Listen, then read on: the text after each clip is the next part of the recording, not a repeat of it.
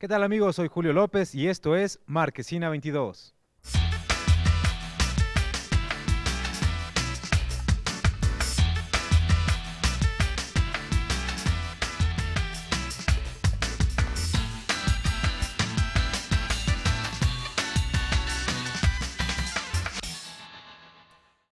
Como siempre estoy muy bien acompañado por mis queridos amigos. Gerardo Gil, ¿cómo estás? Encantado, más contento no puedo estar en una marquesina más, en una tarde lluviosa, pero con una escenografía excepcional y películas que ya veremos, ya veremos. Sí, hay mucho que ver, mi querido Jesús, ¿cómo andas? No, muy contento, obviamente, porque vamos a hablar de cine, porque hay mucho material al que hace referencia y además, pues bueno, de compartirlo con todos ustedes.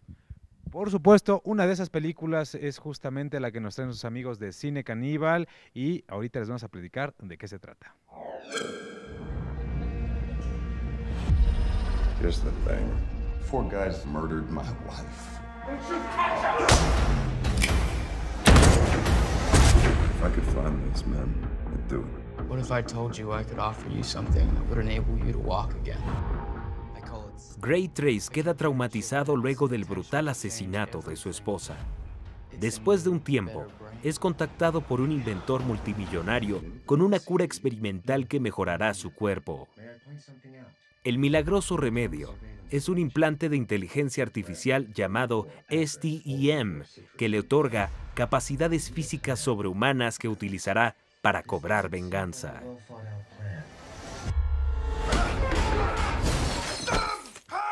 I need your permission to operate independently. Permission granted!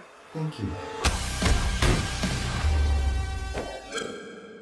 Pues ahí está la película de Upgrade, que en español lleva el título de Máquina Asesina y que sin tantos reflectores, siendo quizás una propuesta un tanto menor, llega a las carteleras para sorpresa de muchos, porque incluso se llegó a pensar que no la podríamos ver acá en México, pero nuevamente aciertan los amigos de Cine Caníbal, nos la traen a la cartelera y pues resulta una de esas películas que es ideal para todos aquellos que son fans del cine de ciencia ficción con aire a serie B.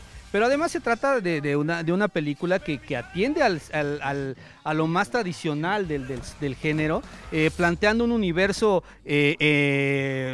distópico de alguna manera, o que está al borde de la distopía porque es un futuro cercano, que además se sustenta sobre un discurso que plantea serios dilemas morales, ideológicos, y que además parte de un ingenioso juego de poder interno, porque ahí lo que estamos viendo es un personaje que tiene que lidiar con una especie de inteligencia artificial que está integrada, que él descubre y que lo habrá de llevar a hacer cosas que nunca se hubiera atrevido a hacer cuando normalmente no lo tenía, pasando por situaciones que rayan en los excesos, que eso es parte como de lo que usualmente plantea el cine de serie B, y que además se acercan mucho a lo que es el cyberpunk. Para todos aquellos que son fans de todo este tipo de cosas, las van a encontrar en esta película, que además de tener algunos toques de humor, tiene mucha violencia y mucha sangre, y creo que todo está muy bien integrado. De pronto sí hay ciertas inconsistencias en el desarrollo, y también hay algunas incongruencias con respecto a los planteamientos y las convenciones que nos hacen desde un principio y que de pronto no las respetan hasta el final. Sin embargo, creo que son pequeños detalles. La película te tiene enganchado de principio a fin y funciona muy bien, y además se convierte,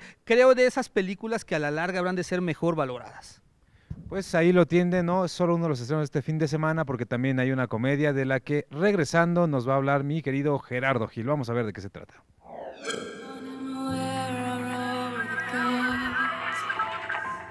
Where's the streetwise Hercules to fight the rising dawn? I need a hero. You're looking particularly beautiful tonight. Rowan Atkinson regresa como el agente secreto más torpe y querido. La nueva aventura comienza cuando un ataque cibernético revela la identidad de todos los agentes encubiertos activos en el Reino Unido, dejando a Johnny English como la última esperanza del servicio secreto. Ya retirado, English se lanza a la acción con la misión de encontrar al hacker y mente maestra detrás del ataque.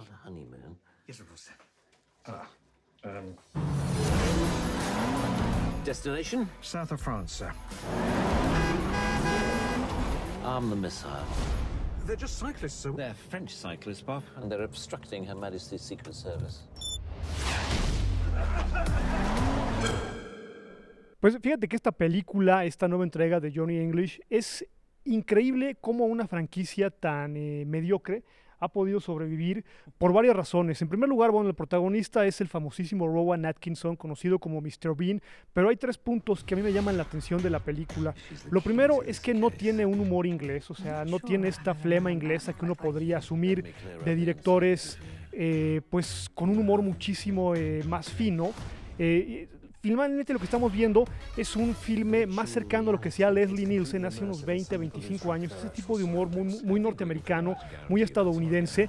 Y bueno, aquí lo que están haciendo es una suerte de parodia de las películas de agentes secretos, concretamente de James Bond, pero para desgracia también de la película, para desgracia también de la franquicia, en 1968 se hizo una película muy interesante que parodiaba las películas de James Bond, que sí tenían toda esta flema inglesa, todo este humor inglés, y me refiero ni más ni menos que a Casino Royale, una película que protagonizó Woody Allen, Peter Sellers, Peter O'Toole, y la verdad es que esto se queda completamente en el humor del pastelazo, muy en el estilo capulinesco que tanto le gusta a Rowan Atkinson, que uno no puede entender cómo los ingleses, con un sentido del humor tan fino, han aceptado a este personaje de humor tan mediocre, y que por cierto, hace unos 30 años, quizá un poquito más, él apareció en una película de James Bond que estaba fuera de lo que son la franquicia original del Agente 007, y me refiero ni más ni menos que a Nunca Digas Nunca Jamás, protagonizada por Sean Connery, y en la que supuestamente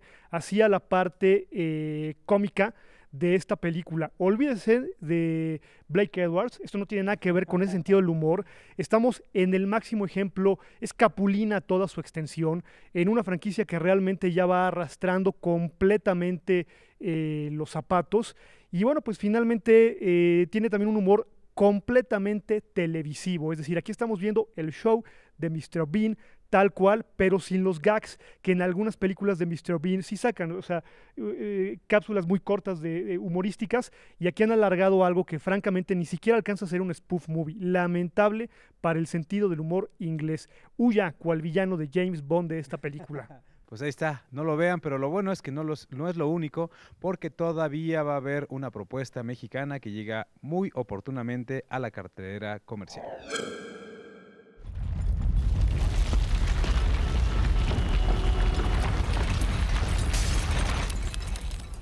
El Día de la Unión es una película situada el 19 de septiembre de 1985, momentos antes del terremoto que devastó la Ciudad de México. La historia sigue 2 líneas. Por un lado, nos presenta a los cientos de personas que se volcaron a las calles para ayudar, y por el otro, vemos a un desesperado padre que hará hasta lo imposible por sacar a su hijo de entre los escombros.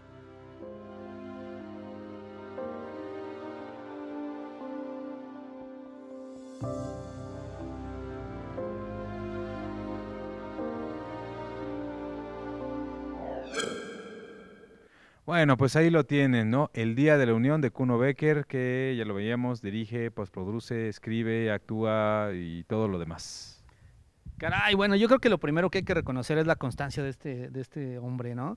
Lo ha intentado una y otra vez, de alguna manera tratando de encontrar la aprobación, digamos, en términos generales con respecto a sus propuestas cinematográficas, y hay que reconocer también el atrevimiento que tiene al acercarse a un tema como tan, que bueno, que cambió el rumbo y reinventó la identidad mexicana, y sobre todo tomando en cuenta casi un año, en la misma fecha en que sucedió ese hecho, se dio otro suceso que fue un lamentable desastre para la ciudad. Hay que reconocerle el valor que tiene para acercarse a ese tema. Por desgracia, pues naufraga, ¿no? Me parece que de buenas intenciones no termina de vivir el cine, y aunque creo que al inicio va acomodando con cuidado sus piezas, pareciera que va a llevar bien a los personajes. De hecho, plantea el contexto de manera muy literal quizás, pero el contexto en el que se desarrolla la historia, conforme esta avanza, va perdiendo la brújula, suceden situaciones que resultan totalmente inverosímiles dentro de lo que él mismo nos está planteando. Hay personajes como los que se convierten de alguna manera en los antagonistas, que de inicio tienen ciertos escrúpulos, no tienen escrúpulos para dar órdenes, pero después ya los tienen, y el que no los tenía ahora sí tiene escrúpulos. Entonces nos cambian entonces las motivaciones de los personajes, además de que caen obviamente en los clichés, en frases acartonadas que ya conocemos, y de pronto ves a voluntarios que acaban de llegar a ser voluntarios para tratar tratar de ayudar, alejando a otras personas que quieren entrar a hacer algo y diciéndoles, no, es que no queremos más muertos, cuando pues, ellos también son muertos. O sea, hay una serie de incongruencias muy grandes dentro de la película y por supuesto hay por ahí un discurso digno de la película del Día de la Independencia que, pues bueno, en la película del Día de la Independencia, que era una película de acción con tintes de comedia, era muy válido, pero que aquí pues obviamente no tiene nada que ver y termina rayando de pronto un tanto en el humor involuntario.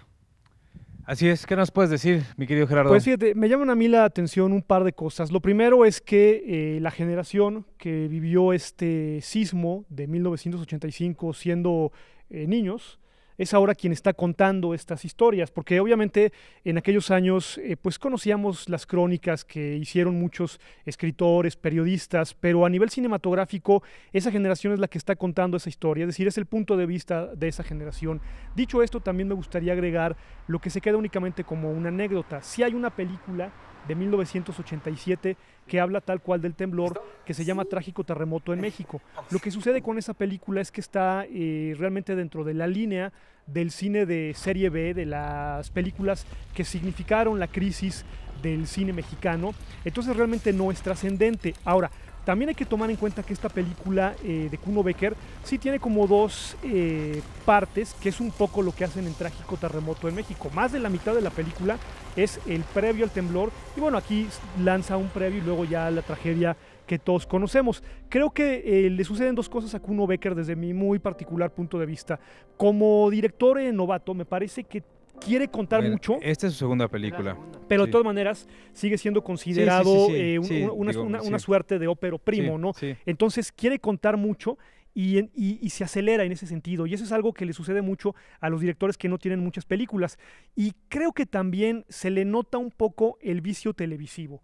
En algún momento se le nota el vicio televisivo y eso ya afecta totalmente a la película. Es una lástima porque sí había expectativas con relación a este filme que, como bien se ha mencionado, se quería estrenar hace un año, pero va a quedar únicamente como una anécdota y todavía me parece que falta contar la gran épica de esta historia, porque por supuesto está 719 y en fin, algunas otras películas, pero falta contar la gran épica de esta historia. Todavía el cine a una generación nos lo debe, desde mi punto de vista. Sí, yo creo que hay varias cosas que aclarar también respecto al estreno de esta película. Por ahí se dijo mucho que fue muy oportunista por lo del terremoto. No, la verdad es que esta película la tenía planeada Kuno Becker desde muchos años atrás, se retrasó el estreno, la van a estrenar un año después del terremoto. Me parece que sí eligieron bien la fecha porque coincide justamente, ¿no? Ya no había otra, pues. Una de las cosas que me gustaría destacar de la película a su favor son las imágenes de archivo que tiene, Sí, ¿no? cómo no, Estas cómo no. imágenes de archivo pues que salieron de Televisa, hay que decirlo así, y que son impresionantes. Yo jamás las había visto y ahí es donde la película mueve un par de fibras. Por lo demás, ya no empieza, o sea, justo pasa, empieza muy bien la película incluyendo estas imágenes de archivo que nunca se habían visto, y entonces te empieza a conducir, pero conforme va avanzando la película, es lo que decía un poco Gerardo, se va transformando en un producto más televisivo, más cerca del melodrama. Rosa Guadalupea. Sí, exactamente, ¿no? Y eso es lo que pasa con esta película. El otro asunto es que justamente al haber vivido lo que nos ocurrió el año pasado, que es el terremoto, muchas personas pues vivieron en carne propia lo que es estar en un terremoto, sentir el miedo, sentir el pánico, haber perdido a un ser querido, y eso pues, se está caricaturizado en la película, y creo que ese es uno de los grandes conflictos de esta película. Fíjate que es que es un riesgo que se juega a dos bandas, ¿no? En mi caso, que sí me tocó de manera muy consciente vivir lo que fue el temblor del 85 y luego nuevamente vivirlo el año pasado, me parece que de inmediato te mueve cosas de manera directa, ¿no? Es imposible no tener una reacción o una relación emotiva con lo que tú estás viendo en la pantalla, porque lo vimos, ¿no? De alguna manera. Entonces, por un lado, ese juego, ese recurso funciona, pero por el otro es que termina diluyéndolo en estas salidas fáciles que de pronto pues, denotan, sobre todo quizás la falta de referencias en cuanto al manejo del tono de los personajes y que vienen además también resultado del propio guión, que me parece que ya los diálogos como están construidos y las situaciones de por sí ya adolecían de estas cosas. Ahora tiene un gran reparto, pero un reparto que por más convicción que tiene, no logra solventar lo que estamos viendo en pantalla. Entonces, por lo mismo, creo que termina logrando algunos buenos momentos, me parece, porque sí los tiene. Yo coincido con Julio, hay algunas partes que funcionan muy bien, pero en su conjunto, pues terminan pesando mucho más todas las deficiencias y la falta de rigor, quizás con la manera en que va resolviendo, incluso de manera física, lo que estás viendo en pantalla. Sí, me quisiera agregar nada más antes un pequeño paréntesis respecto a lo que dice Jesús, que tiene que ver con las actuaciones que a veces son poco creíbles y que además las quieren, pues digamos, maximizar con la música, ¿no? Así, cuando se pone todo tenso, entonces escuchan agudos, ¿no? Y se pone algo conmovedor y entonces violines, ¿no?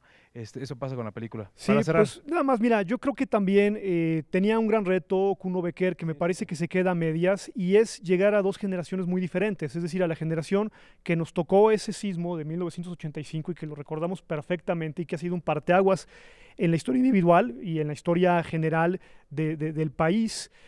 Y también llegar a las nuevas generaciones, es decir, llegar a un público que no vivió este sismo y que lo tiene únicamente como una cuestión de referente casi anecdótico, que se los han contado quizá por ahí sus padres o sus abuelos, y llegarles a esta generación.